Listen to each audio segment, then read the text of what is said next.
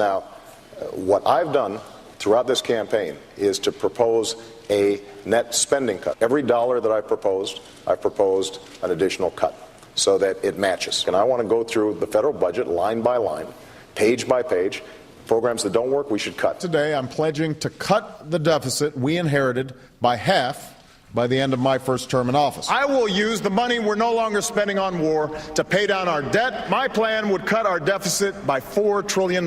Well, there's no doubt that our first order of business is going to be to get our deficits and debt under control. I truly believe that if we can get the deficit and debt issues solved, which I believe we can get done, in the lame duck or in the immediate aftermath of the lame duck. But what my opponent didn't tell you was that federal spending, since I took office, has risen at the slowest pace of any president in almost 60 years. The state of our economy calls for action, bold and swift, and we will act, not only to create new jobs, but to lay a new foundation for growth. And I'm not going to rest until every American who's looking for work can find a job, until we put America back to work. Jobs must be our #1 focus in 2010, and that's why I'm calling for a new jobs bill tonight.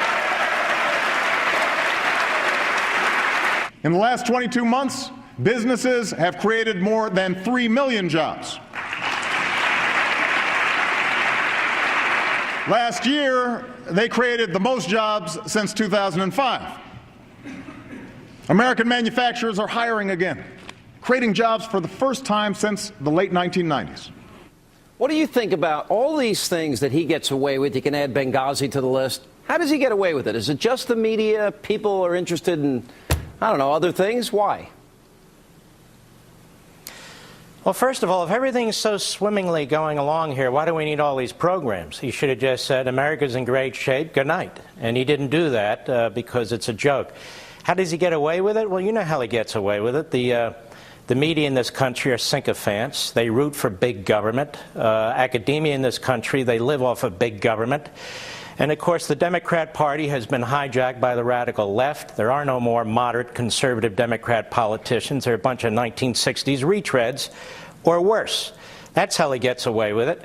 So the problem for me, though, is when you listen to him, I'm focusing on jobs, he's destroying jobs. I'm focusing on the debt, he's ballooning the debt. Everything he focuses on, he destroys. You got to hope he's not going to focus on you.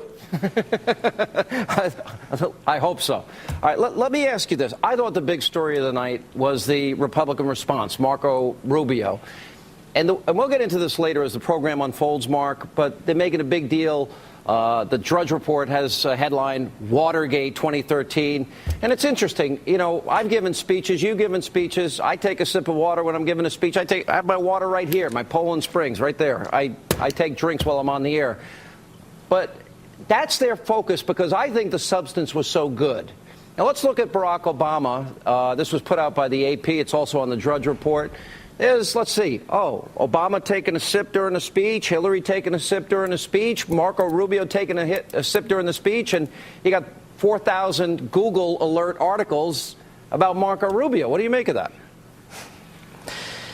Well, Obama takes a cigarette drag when nobody's looking, and, Clinton's hanging out when the interns when nobody's looking. I think this is stupid. I watched the Rubio speech, and I thought it was the greatest reply to a State of the Union speech I ever saw, and the substance was unbelievable. He laid out the conservative principled case and applied it to what's going on today in our society, but he also laid out what Obama was doing in no uncertain terms and what the future looks like with either path. This Rubio is a superstar. He was excellent.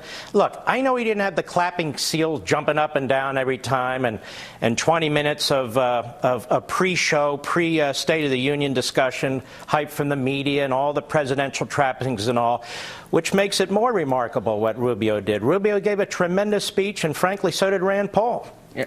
I agree with both of those things. I thought it was the best speech response to a State of the Union that I had seen. I agree with you on that point, and I agree about Rand Paul also. You said, and it caused a little bit of a controversy, about the Muslim Brotherhood having infiltrated our government.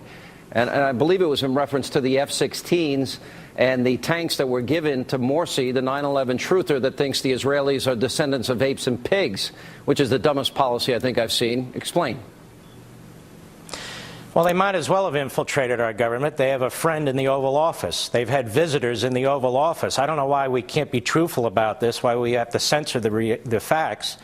The fact is that Obama is insisting on arming a terrorist regime, the Muslim Brotherhood regime in Egypt, that is now coordinating with or attempting to align itself with the regime that's in Tehran. And why the hell would we be sending them 16 F-16s and Abrams tanks and everything else when that government, in fact, may fall? Why do we reward that? I mean, we're hollowing out our own military. We can't even have 2 aircraft carriers in the region at the same time.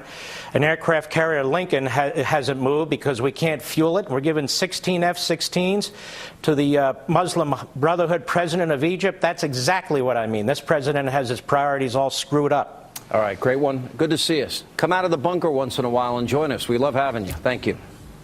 God bless you. Take care. God bless you. You're a great American.